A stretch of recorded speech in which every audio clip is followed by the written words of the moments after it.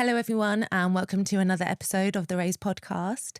Today, we are joined by one of the world's leading experts in Chinese medicine, Dr Mazin Al-Khafaji. We'll explore the foundations of Chinese medicine, what it really is, how it works, and what it can teach us about true well-being. Mazin, thank you so much for joining us today. I've been to see you personally for 2 separate conditions, and both times I was amazed at how quickly I healed. For anyone who's completely new to it, how would you describe the core philosophy of Chinese medicine and how does it actually work? These are big questions. Chinese medicine, everyone knows it as a holistic medicine, and that's actually correct. Its roots are found in ancient times, and not unreasonably, physicians of the time really use metaphors that they gleaned from nature to describe real clinical events. So the way the body is understood, the body-mind system, I should say, is that, of course, it's an integrated whole. It's an ecosystem. So all tissues, all organs, immune system are integrated so that every part reflects all other parts. And, of course, in order for health to be maintained, you need to keep those elements in balance and stable. Treatment then will be directed at restoring that harmony and balance so that what is natural will emerge, which is, of course, we are part of nature. So that's the focus. The focus is on trying to understand that balance and restore it. Okay. Amazing. So can you talk us through what a typical consultation would look like? What are you looking for and what kind of questions do you ask? Body, mind, and spirit is really a good way of thinking of Chinese medicine's take on understanding how to approach making a diagnosis and treating a patient. So just like Western medicine, actually a diagnosis is made of the disease process. So for example, in skin disease, an area that I particularly specialize in, along with autoimmune conditions, by the time of the Qing dynasty, 360 skin diseases were named and categorized. And this is pretty remarkable, really, when you think that I don't think I know many dermatologists who'll be able to name 250 or 150 skin diseases, let alone 360. So that's the first port of call. You make a diagnosis of the disease process. And the way that's made is really not dissimilar to Western medicine, through observation, through questioning, but also in Chinese medicine through looking at the tongue and taking the pulse. These are considered important. Once that diagnosis is made, then what's known as a pattern diagnosis will need to be described.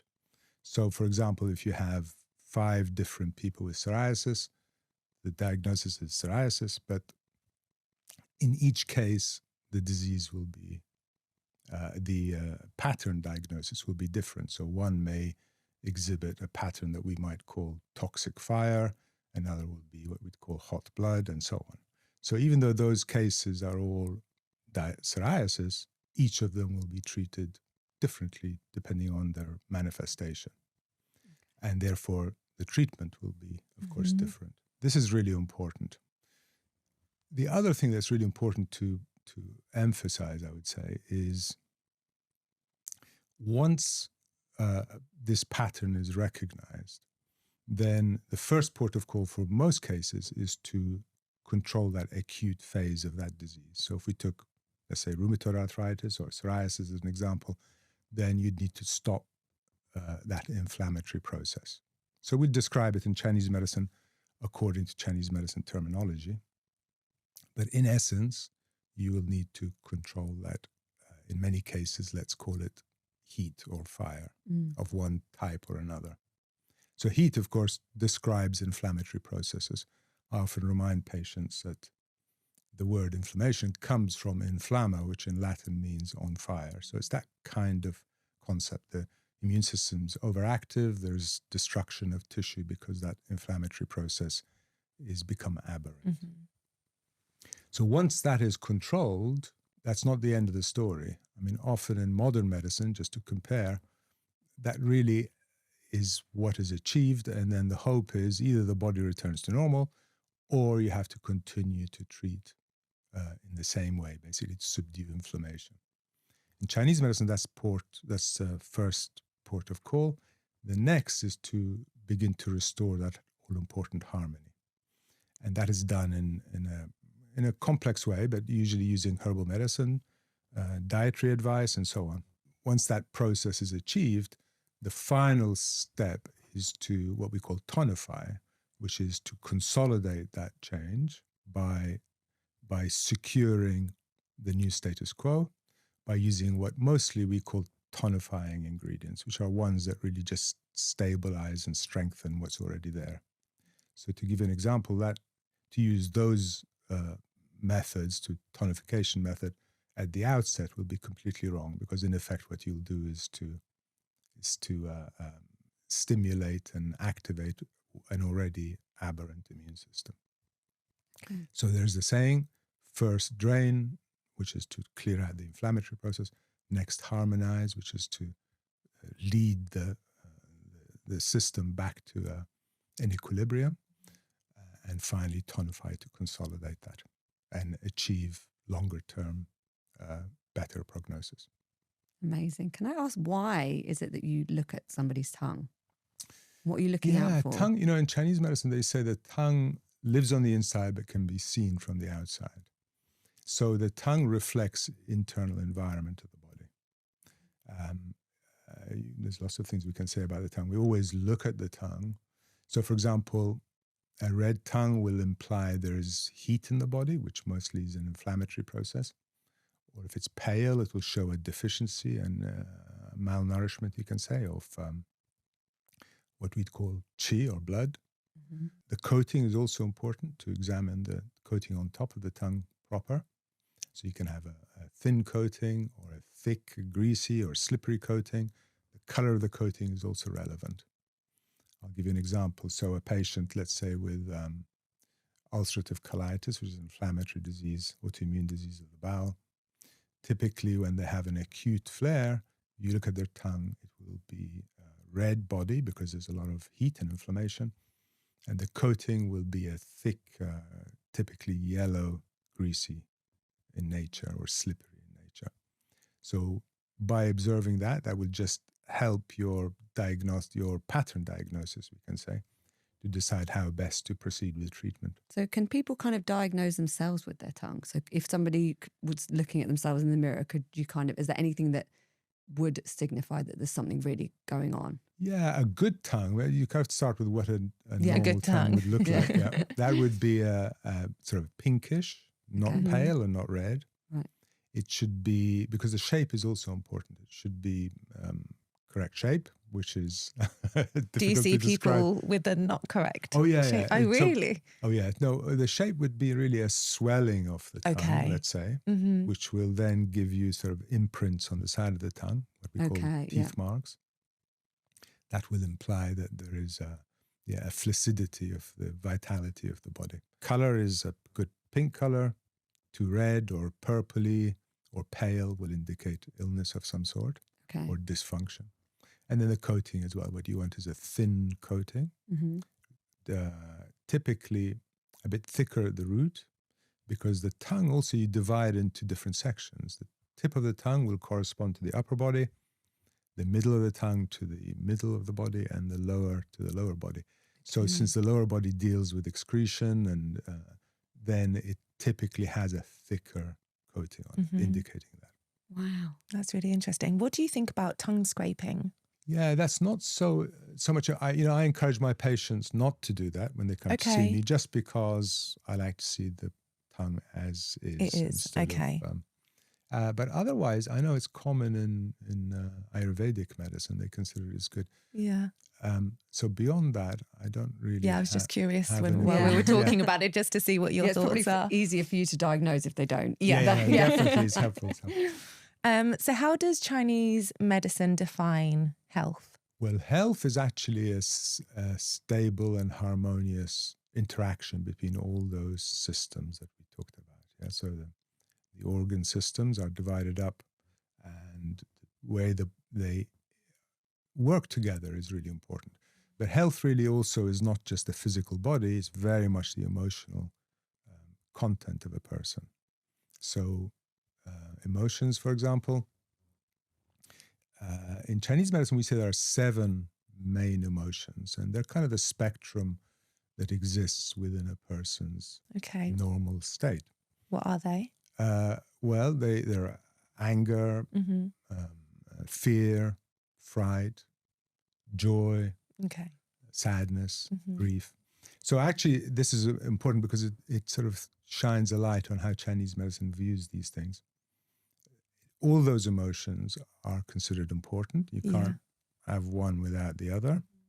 Also, you can't have too much of one, even something which most people would consider healthy and good, which is joy or exuberance. So in Chinese medicine, too much of that is actually detrimental to health. It will dissipate the spirit and cause unrealistic and unstable state of mind. Interesting. Do you see that often in people? Well, I think it's quite common in the West, actually, where people strive for more and more happiness or more and more joy, or the thinking is that that's the end goal of everything. Yeah. In Chinese medicine, there's this philosophical understanding of maintaining that stability. They call Zhongyong Zhidao, which means the middle way. Too much of this or too much of that, or too little of this, too little of that. And you get into, you create an instability, sort of an eccentric movement in the system. So if somebody is excessively joyful, let's say, or always looking for that, really the normal mundane things that actually most people exist in are not recognized, and they may be called depression or it's sort of undervaluing of that normal, stable state. Kind of finding joy in this little moments. It's actually funny you say that, because Natalie and I literally had this discussion before we got on the train, where I was saying we'd had a few weeks where it'd been really exciting, we'd had loads going on, and we felt full of joy and excitement. And then this last week I felt a bit flat. And I was saying it feels a bit like a roller coaster. So that makes absolute sense, that when you can feel too elated, you can then obviously come crashing down as well. Yeah, can't you? exactly. And then you feel, it's not depressed, but it's like it's depleted. Not that same feeling that you used to feeling. Totally. And not only that, actually the emotions, the way emotions are understood is that you can control excessive emotion by creating another emotion. So for example, fear will subdue joy. Joy will subdue sadness. So you have to, each of those, it's basically a circular understanding of existence, not a linear one, which is very linear approach is kind of associated with Western understanding of how you approach something. There's a beginning and there's an end.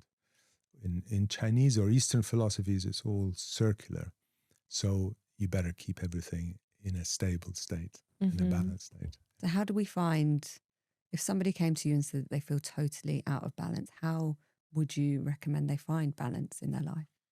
Well, there's, to maintain health, you can say in Chinese medicine, there's 4 essential components to maintain that. So obviously, if somebody comes and they're out of sorts entirely, then this advice will be given, but you may well need other modes to nudge the body back in place. And we use primarily herbal medicine, but also acupuncture. But those 4, this is worth maybe emphasizing or elucidating. Those 4 components, those pillars of not just health, actually, of sustenance, are likened also to the 4 legs of a chair. So as long as all of them are firm and strong, then you can sit happily and you feel stable. If one of them, let's say, is weak, then you'll start wobbling in your chair. If 2 of them are weak, you're in real trouble. And beyond that, it really is an issue. So what are those 4? Actually, they also sit in kind of, everything is yin and yang in Chinese, so you can think of them as pairs as well. The first is the things that you absorb. So the things that we absorb to continue our life is the food we consume and the air we breathe. So this is either because the the quality of those substances is poor, let's say poor diet, which is such a common issue, is not up to scratch, which will cause disorder and disease, or air, of course, pollution would be the other thing. So either what you're consuming is not good, or the organs that deal with that are weak in some way, either through disease process or through predisposition, a genetic predisposition, let's say. So that's one component, the things that are taken into the body. Another one is movement. Another leg, you can say, is movement. So just like water, which stagnates, becomes foul, and a water that moves actually self-cleans in many ways, like you can imagine a stream cascading down a mountain. So likewise with the human body, you need to move regularly, actually daily. So not a big deal is made of this in the sense that it's so obvious that you have to not just move, but they develop fine approaches. So there's Tai Chi or Qigong to really refine that movement, to emphasize better function and health. So next to movement, or opposite to movement, will be sleep and rest, of course. So how important is sleep? If you don't get that sleep properly, then that leg will start becoming weak. So, to every activity, there should be an opposite, which is inactivity, where the spirit is smothered and the body will rest, recuperate, ready for the next day. The final leg, which is emotional state. So we've talked a little bit about that, the 7 emotions. So they should be in a stable state and balanced, and not just experiencing them, but also giving out. So, for example, compassion is thought of as very healthy for you, not always just striving to achieve things for yourself, but for other people. This gives you comfort and nourishment.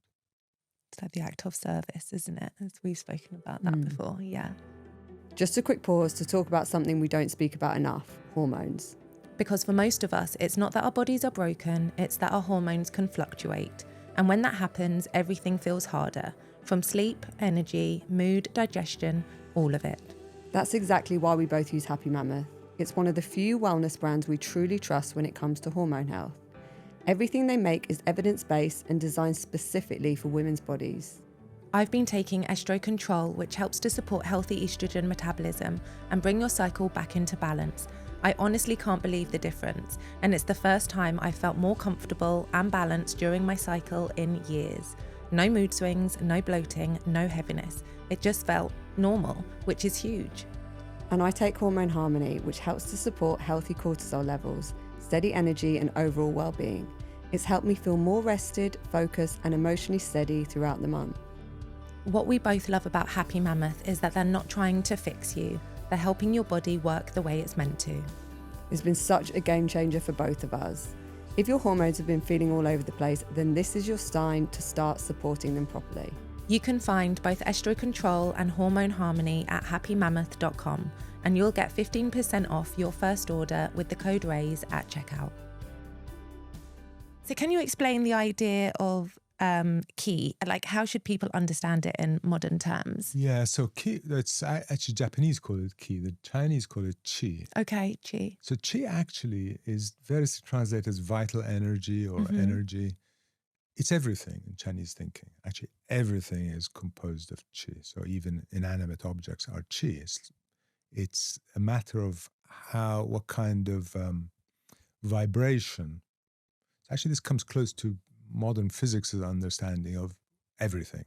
So the more rarefied something is, the more ethereal it becomes. The more concentrated and the slower that movement, the more material it becomes. So in a human being, qi is actually all functions in the body, but it's also the matter that makes us. It's just, it vibrates at different rate. Yeah. So actually that also it's worth exploring, because a human being is composed of a yin and a yang component. And these are important to understand Chinese medicine. Yin is the more concentrated material component of existence, and it's qi, of course, whereas the more rarefied it becomes, the more ethereal it is. So in the human body, you have what is considered the spirit, if you like, which is not a religious term. It's the kind of components that make up our memory, our consciousness, the way we think. Yeah, these are actually divided up into 5 main forms. But in essence, it's that part that you can't hold, but which is absolutely an essential component of life. So that's rarefied qi that has this very important function. Whereas, so it's likened also to fire. So fire is energy, but it's ethereal. You can't hold fire, but you can certainly feel it. Whereas the more concentrated that qi becomes, the more it becomes matter. Yeah. So it's the body, the physical body. So qi really, it has a kind of a refined description and a more broad description. I've described the broad one, which is that it's everything.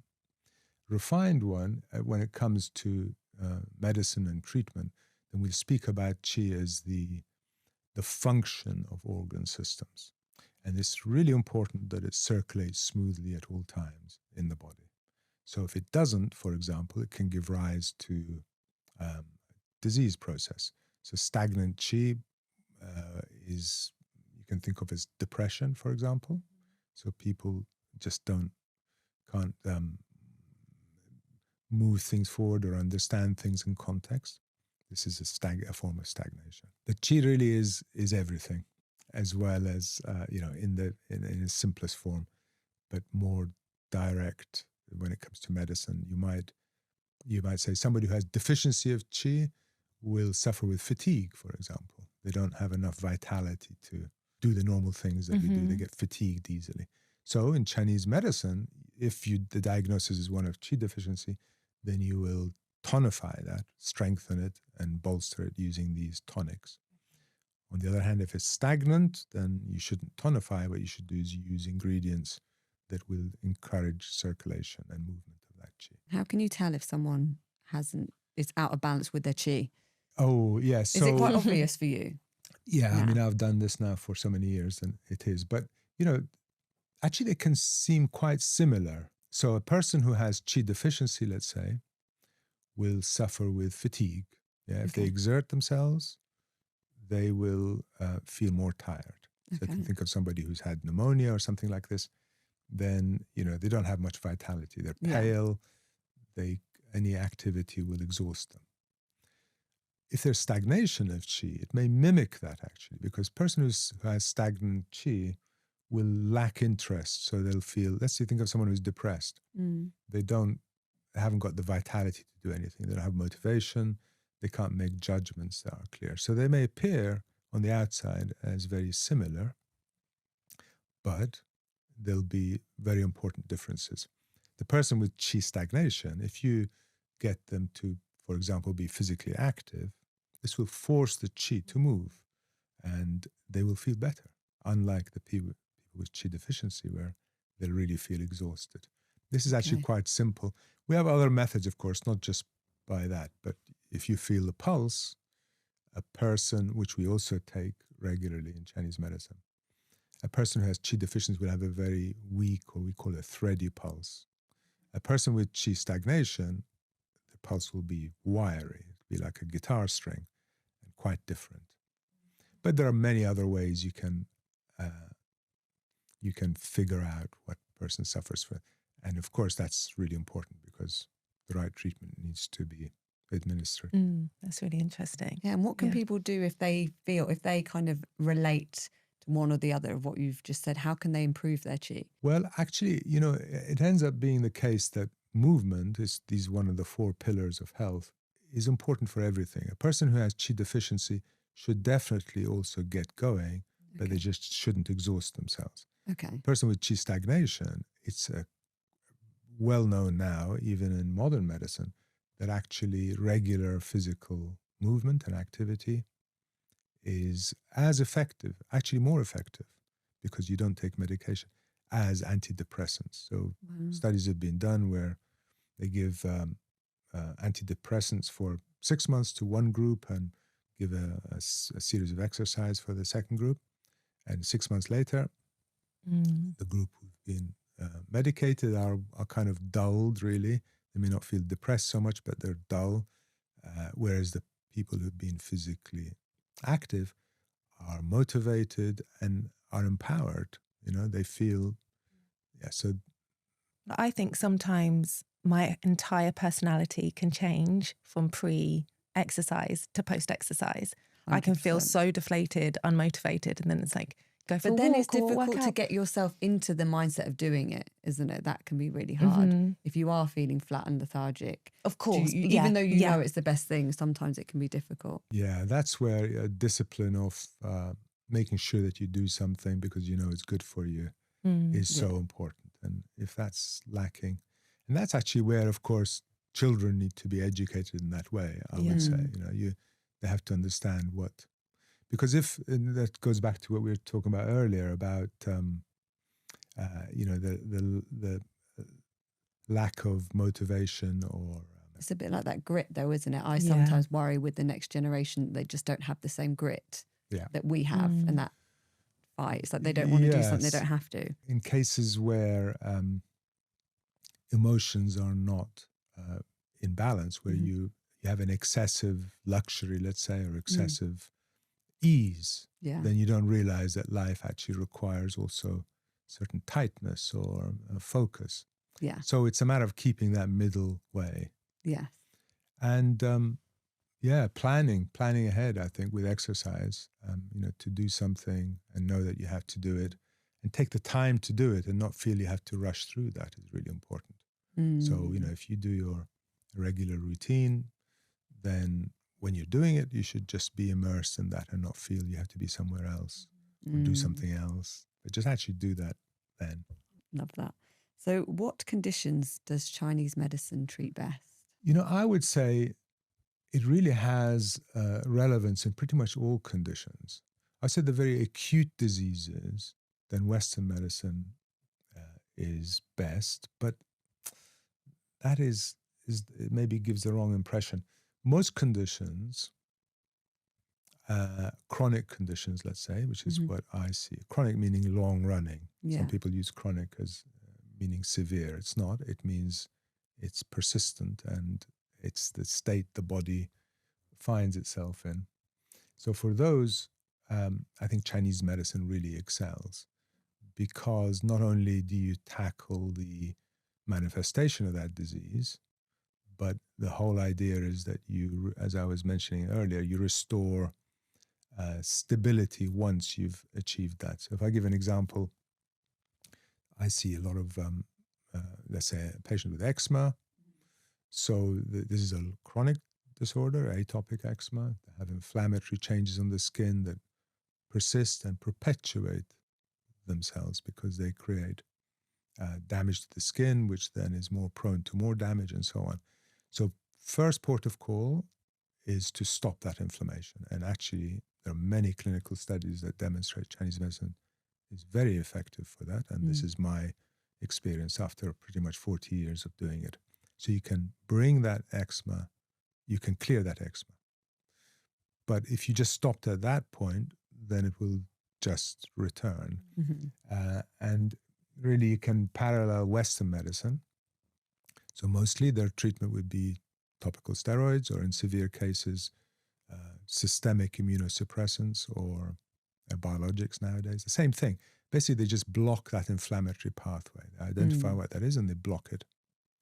And that's the end of the treatment. Actually, Chinese medicine, once you've stopped inflammation, that's relatively easy. The next two steps, which I already referred to as the harmonizing and then tonifying, is the most important. So you kind of steer the body back into, you identify what the issue is, and you begin to restore that function. And once you've restored it, you solidify it by tonifying.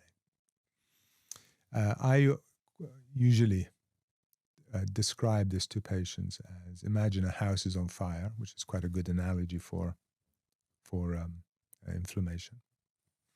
Skin is red and active. Then you have to put the fire out, number one. There's nothing else that counts. You have to subdue the fire. So you'll pour water on the fire, let's say. Once that's achieved, if we look at Western medicine, their approach really is to continue to pour water on the fire. Maybe use less water or try and target it, but in essence, that's it. In Chinese medicine, the whole strategy, the protocol of treatment will change. Then you have to, if I use that analogy or metaphor, then you have to go in and begin to, let's say, restore the gas main that was broken that led to that problem in the first place, or the electrical, which is by then destroyed, that's created the spark in the first place. And once that happens, then you build up by tonifying, by building the walls and putting windows back in, the roof and so on. And then once that's achieved, then the house is complete and you have much better chance of long-term stability. This is the thing, isn't it? It's looking at an illness in a much more holistic way, but it's not just dealing with how that patient is feeling now, it's how they can thrive for the rest of their lives. Yeah, absolutely. Without side effects and all the other things that might come. Yeah, I mean, I don't want to give the impression that I think that I'm against Western medicine. I think it's a wonderful medicine as well. But I think their focus when it comes to chronic disease is they treat it as if it were an acute disease. So that's the point. It's like putting a plaster on it and then not dealing with it. And sometimes, I mean, especially if you look at, for example, surgery, then if that's what's needed, then there's nothing else that works as well. Yeah. So it depends on the condition. But in answer to your first question, then I think Chinese medicine excels in treatment of chronic disease because there's a good chance you can restore stability and equilibrium to a system so that it can maintain it once you withdraw the medicine. And how long does it take to really see results? Like, how long is a typical kind of treatment plan? And I know that varies, you know, depending on the individuals, but say for something like eczema, what typically would you see that result? So first of all, it absolutely depends on the disease that you're talking about and the severity of that disease in that individual. Yeah. But really for pretty much all conditions that I see, so I'll see, skin disease or autoimmune disease. Autoimmune, let's say, ulcerative colitis or rheumatoid arthritis, Graves' disease, which is thyroid disease, this kind of stuff. Then in the vast majority of cases, you need to see some significant change within, let's say, 4 to 6 weeks of treatment. Oh, wow. Yeah, absolutely. How long you need to continue is really dependent on the state of that case and the severity and so on and so forth. So let's say atopic eczema, which constitutes a big proportion of my practice, then you can have very severe forms where people are covered in eczema. That may take up to 6 months, let's say 5 or 6 months to control and stabilize. And really we achieve, let's say 75 to 80% of patients will be able to reach that. For milder forms where it's limited in area, then it could be 3 months of treatment, let's say. But really, you get a clue once you start treating and you see what their response is. Yeah. Because also, just back to, so it's herbal medicine we're talking about. When you formulate a prescription, then if you're putting out the fire, as it were, and that's achieved quickly, then you begin to adjust the formula to reflect the changed circumstance in the body. So you'll reduce the ingredients that are there to reduce inflammation, and you'll substitute them for ones that begin to restore normal function. So you can tell by where they are in the formulation that I need to prescribe, and the ones that they respond to, where they are in that timeline. Yeah. And for anyone listening, I guess it's important to know that you can they can be on medication or using Western medicine and still do Chinese medicine as alongside it. It's actually complex because it depends on the condition. Of course. Okay. There's so much depends. So, for example, if we take eczema, one of the components of this common eczema, atopic eczema, is that the skin loses its resilience and the barrier that's so important. And one of the aspects there is it stops producing or a reduced production of ceramides, which are the oil, one of the lipids, the oils that the body needs to moisten the skin and keep it intact. Also, there's other components, which like filaggrin protein, which is so important. Okay, so steroid, that's one aspect. The other aspect is actually the inflammatory processes that cause the redness and itching and so on. So the treatment in Western medicine is to use topical steroids. In fact, topical steroids, though they stop inflammation, completely stop the production of these ceramides, which is totally counterproductive. Yeah, that's number one. Number two is that their use over a period of time, and not so long a time actually, especially the potent steroids, will degrade the structure of the skin and cause atrophy, because what steroids do is redeposit fat and protein away from local tissue. So even though it stops the inflammation in the short term, you're actually building up, it's a slippery slope. You're building up real problems down the line. And I see a lot of those patients because the topical steroid withdrawal, they end up with much worse state after. So actually, no, I would quickly wean them off the steroids. Okay. But what I mean is they can be on, even for someone with, like an autoimmune disease that they've been in, it's like you see my husband, he's been on steroids for 16 years, but you're working alongside his, with the aim obviously to reduce. But in more extreme cases, you have to do that. But, you can ameliorate that to a great degree. So long-term use of steroids will mean that the body's production of its own cortisol is seriously compromised. So you can prescribe ingredients to help stimulate the return of that. Yeah, but absolutely. So it depends what we're talking about. But for the majority of patients that I see, actually, the idea would be to wean them off. Of course, because it's just a prop very often, and if there's a better approach, use it. But as I say, Western medicine is also wonderful, and in certain cases, they're lifesavers. I mean, these prednisolone and steroid use are literally lifesavers. As I've started approaching my 40s, I've noticed a few things shifting. My metabolism slowed down, my skin and hair need more support, and that morning energy I used to have in my 30s just isn't the same. And the more I've learned about it, the more I've realised it's not just about anti-aging. It's about supporting your body's natural processes every day so you actually feel your best long term. Exactly. That's what led me to V14, and it's become my daily longevity ritual. It's basically 2 products in one. You get your full daily stack of essential vitamins and minerals for energy and focus, plus 14 science-backed longevity nutrients like NMN, resveratrol, quercetin and fisetin to support healthy aging from the inside out. It's such an easy addition, especially when I need something quick in the morning. I just mix it into my morning smoothie. It tastes great, it's all natural, and every batch is third-party tested so you know it's clean and pure. I actually just love drinking it in water too. It tastes great, and honestly, I've really noticed a difference. Steady energy, better focus, and also I've noticed my recovery from the gym is better too. I agree with that, and because longevity isn't just about looking younger, it's about feeling stronger and performing better every day. And the good news is you can try V14 with 20% off just for Raise listeners. Just head to v14.com and use the code RAISE at checkout. It's the one daily habit your future self will thank you for. How does Chinese medicine approach things like hormones, cycles, and menopause? Because years ago, I didn't have a period for nearly 12 months, and the GP said there was nothing to worry about. When I came to you, I remember you saying that in China, if a woman's cycle is a day or 2 off, then they would contact their doctor. Can you explain how important a woman's cycle is to show that there might be other imbalances in the body? Yeah, totally. Of course, a woman's cycle is fundamental to a woman's normal function, circadian rhythm, and so on.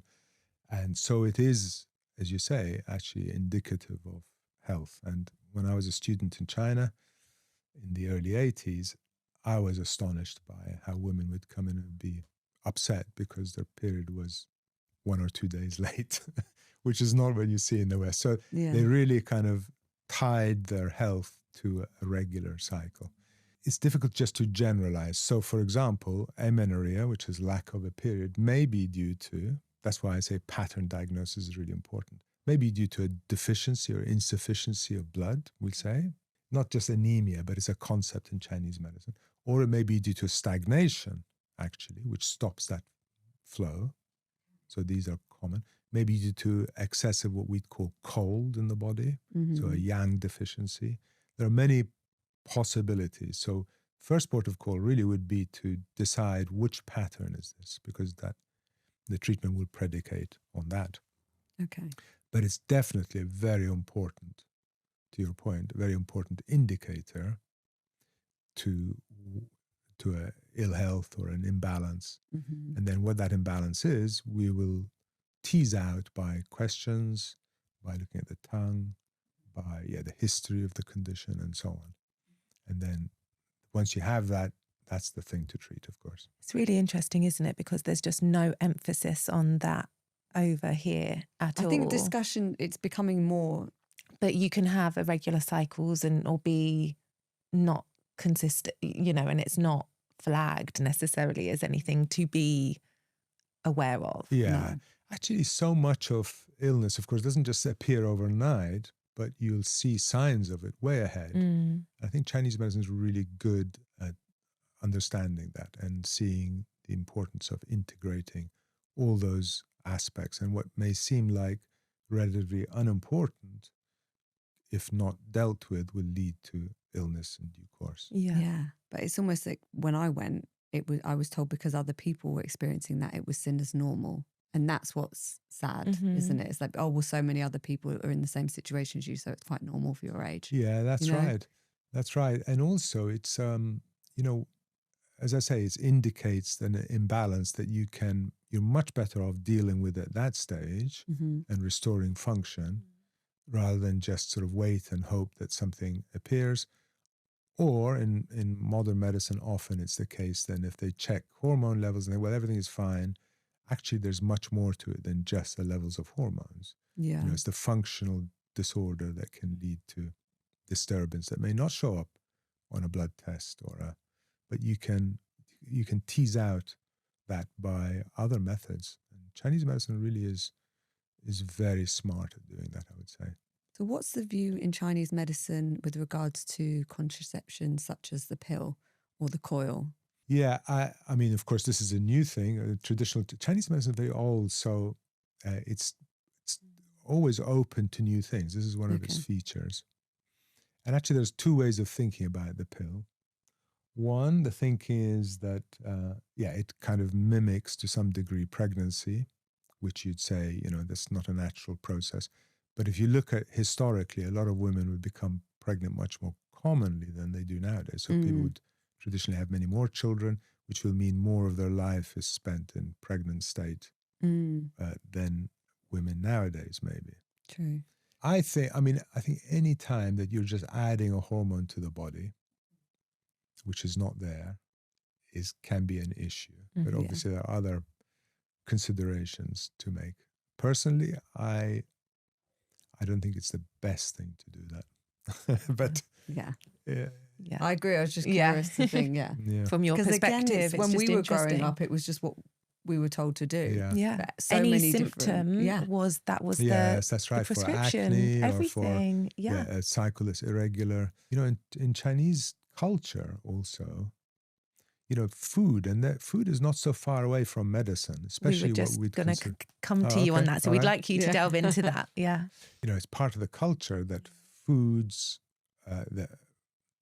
so if you looked at a spectrum of medicine, let's say it that way, on the one end, let's say is pharmaceuticals, pharmaceutical drugs, and they will create change in the body, whether the body wants it or not. Yeah?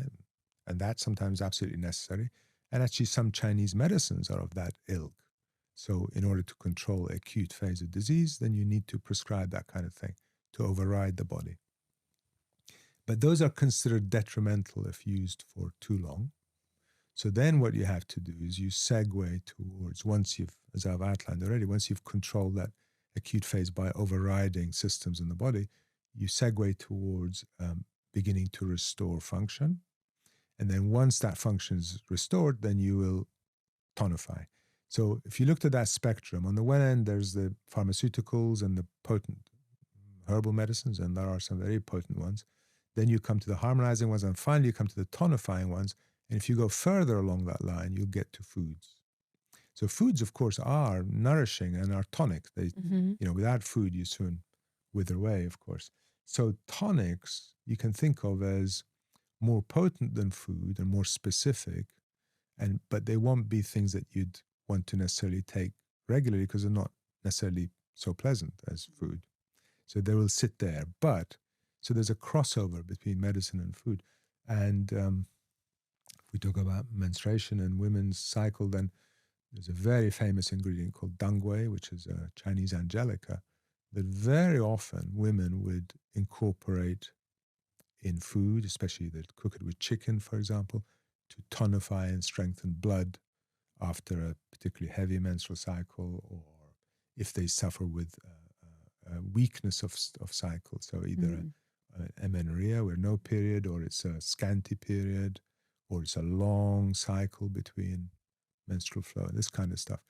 And they use lots of ingredients that we use in medicine as incorporating in food to push things along, because they recognize. So a lot of people actually recognize, simple things, and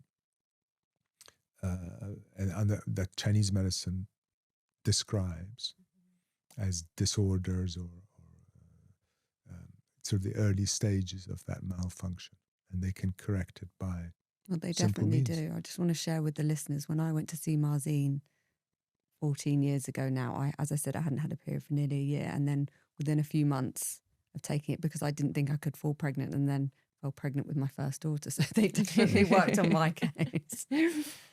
So, yeah. Yeah, so definitely food. That was a question. Food is really important. And actually, I'm particularly interested in this modern discovery of microbiome because it comes very close to Chinese medicine's understanding of food. So they didn't think of they didn't have microscopes or understand that there was this diversity of microbes that are so important for our health and immune system. But they understood the importance, which really is being described nowadays, to maintain good gut microbes or increased diversity and so on, by eating a variety of foods, by eating all the colors that you get, by eating all the flavors. So in Chinese medicine, there are five flavors, and you should incorporate all of them in certain proportions. And for certain disease, you should emphasize one or other. So all of that's part and parcel of the cultural understanding of an importance of food. Yeah, it's only really in modern days that people have lost sight of that, I think. Whereas in traditional cultures, it's standard that people know how important these things are, and including fermented food. So, for example, that's very much part of. I know my husband said that you weren't a massive fan of him being on the AIP diet. So I wonder what your thoughts are on kind of things like fasting or veganism and things like AIP. Or like carnivore. You know, there's so many extremes now, aren't there, when it comes to diet? Yeah, I think it's kind of, it speaks to a lack of, a desire to find a solution, but a lack of understanding of what it is. So, yeah, Chinese medicine thinking, and it's my thinking as well, is actually, certainly vegetarian or vegan is an option, but you have to be cautious and careful. Some meat is considered good in Chinese medicine, but it's not the be-all and end-all, and certainly not carnivore style. So primarily vegetables, fruit, berries, nuts, seeds, which should incorporate all the colors. This is how it's outlined in Chinese medicine, and all the flavors. And you see that flavor, for example, bitter flavor is kind of pretty much bred out of our vegetables nowadays. I was just going to say, where would you find bitter Bitter. flavour when Bitter it comes would to be food? things like chicory or rocket, sprouts, Okay. cabbage. Okay. But if you look at the history of foods, really a lot of these things are bred out of these vegetables because they're not popular. So rather Yeah, true. sweet Not foods. at all. We don't naturally. Yeah. They don't. want But to eat it. food, bitter food is considered. It shouldn't be consumed in big doses, Okay. but it should always be part of diet. Okay. So what's known nowadays, if you put something bitter in your mouth, actually your immune system recognizes that before it's even swallowed. Wow. So bitter has the effect in Chinese medicine of clearing inflammatory processes and removing what is considered toxin to the body. Okay. A lot of these alkaloids that are bitter actually are toxic. So the body's immune system is on guard when that comes in. So it regulates immune function. In answer to your question, also the bitter food, the king of bitter foods is what's known as bitter gourd, which is a very bitter cucumber-like vegetable. Doesn't sound very nice, does it? Actually, it's Is it good? Well, it's an acquired taste. I was going to Okay. say, I bet you built up a tolerance to it, haven't you? I do like it. But it's like eaten maybe twice a week or once a week. Okay. It's considered useful to clear But out. you probably know the benefits as well as you're Yeah, eating if you know, but that's kind of part and parcel of traditional culture. People know these things and they're encouraged. Because this bitter gourd also is eaten a lot in Indian subcontinent. So a lot of people know that.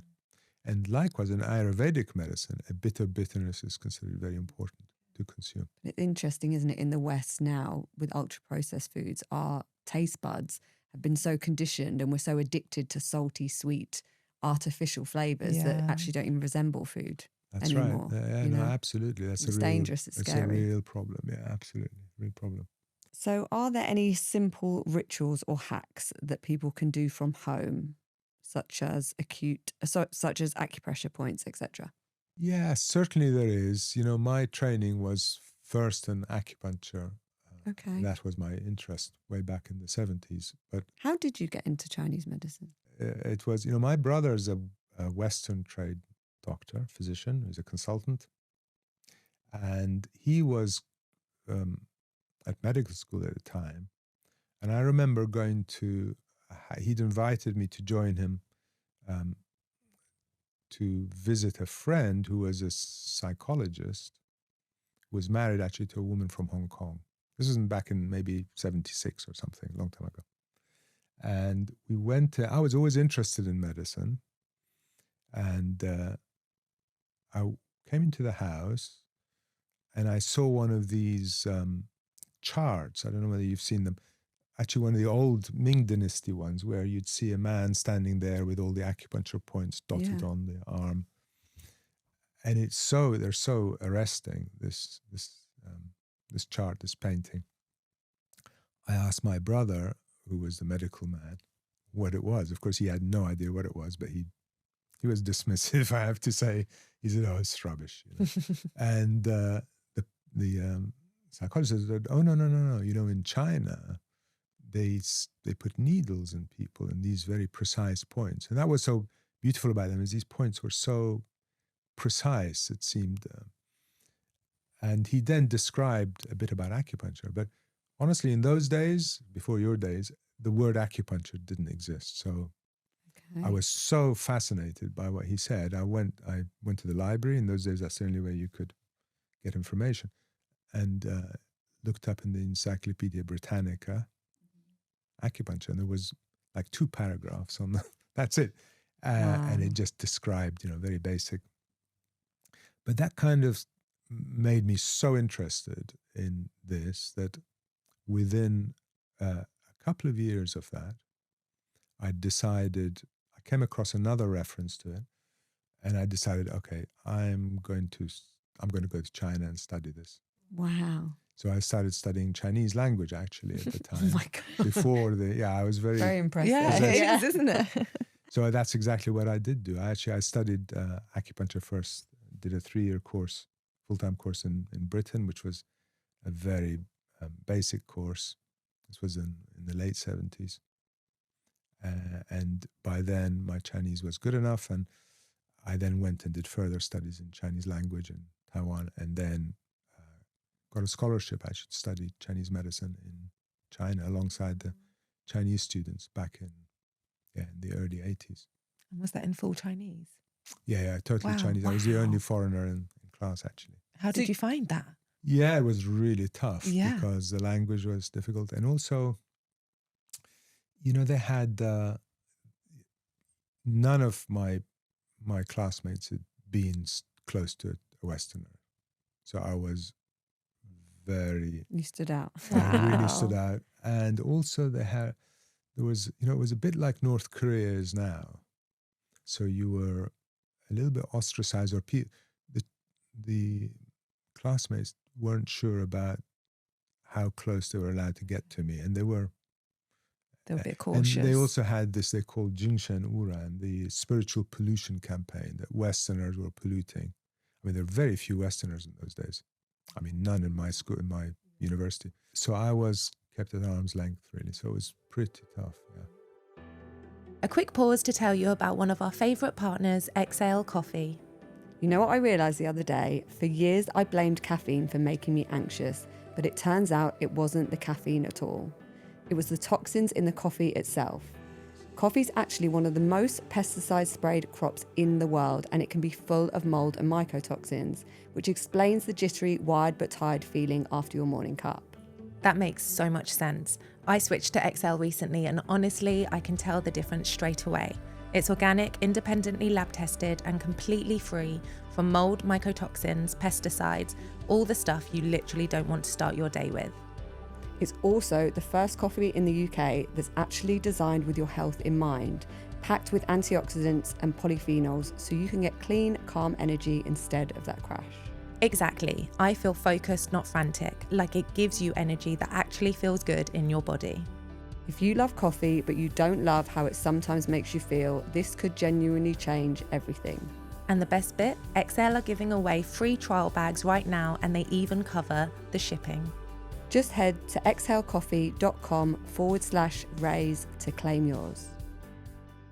Should we jump to some quick fire? Yeah, what I might ask is just if you could leave the listeners with one key takeaway when it comes to their health, what would you say? I'd say, well, can I have two? Yeah. Yeah. Okay. Because I see this a lot. One is really pay attention to diet. And I think the best and the quickest way, instead of going into another culture and so on, because it comes very similar, is look at what's being discovered now about gut microbes and how you can encourage diversity. So basically eat a diverse diet, all the colors, all the flavors, mostly vegetables, and fruit and berries. Make sure it's whole grains because fiber is so important. Mm-hmm. Meat is fine, but not too much. Fish and fermented food is exactly what Chinese medicine's always said. So fermented food are acrid foods, which is one of the flavors. So that's that. The other thing I think that's really important is physical movement, activity. So that, being sedentary is really not conducive to good health. And it doesn't have to be extreme, but actually a regular movement and activity. So those would be my two essentials, I would say. I love that. I agree. Yeah, 100%. And the funny thing is it's quite obvious. But Yeah. for some reason, people don't want to actually deal with what's obvious because core it's difficult. basics. And you have to have, like we were saying, it's having that motivation. You have to have the discipline to make those decisions to say, no, I'm not going to choose that food, or yes, I am going to get up and move, rather than taking a pill as the answer to everything. You actually have to put the work in. And I think that's what... Yeah, I think what comes first, though, is understanding. So if people understand why they do it, then that becomes much easier. That's my experience of treating patients. So some people just don't know, haven't been told why food is important, or why it's best to avoid junk food, or why they should have this complement of flavors. But once they understand it, that's why I say nowadays there's a lot of good information coming out as to how it is that you build a good microbiome, which means a good immune system, which means so they're beginning to elucidate that. And so it's very available. Yeah. Okay. Can we ask you a few quick fire Of questions course, to yes. finish up? Okay, so what is one daily ritual that you never skip? Well, I don't know about never skip, but almost never skip, because I feel it's so relevant for me, so especially the older I get. And it's that morning, maybe 40-minute exercise routine that I do, which is, I just developed it, which includes a bit of yoga, a bit of just sitting quietly, a bit of resistant training, this kind of stuff. So I do it in a Okay. room, in my house, and I pretty much don't skip it, maybe six days a week. Even when I travel, I do a lot of traveling for my lectures and so on. I feel it's so important to do because it sets me up for the day. And it doesn't have to be extreme, but And you just feel it if you don't. Don't absolutely, you? Yeah. I do. And I tell you, the older you get, the more that. Oh gosh. Yeah. So you really, it just sets my mind in the right place. Yeah. And I said that earlier, that kind of, the plan that you do it, and after a while it becomes so routine, because if you don't do it, you kind of, you miss it. So by doing it regularly, it's there, and give myself that knowledge that actually when I'm doing it, I shouldn't be involved in anything else, think about anything else. I should just spend that time doing that thing, because it's Yeah. easy to think, well, I'll just skip this now, but no. Love that. What is the most underrated healing tool or habit? It gets a bit boring to say the same things, but really, it really, it's movement, I would say. No, I think it's good to emphasize it though, isn't it? I can't, and the same thing, food, or maybe those 4 components Yeah. of it. So make sure sleep is good.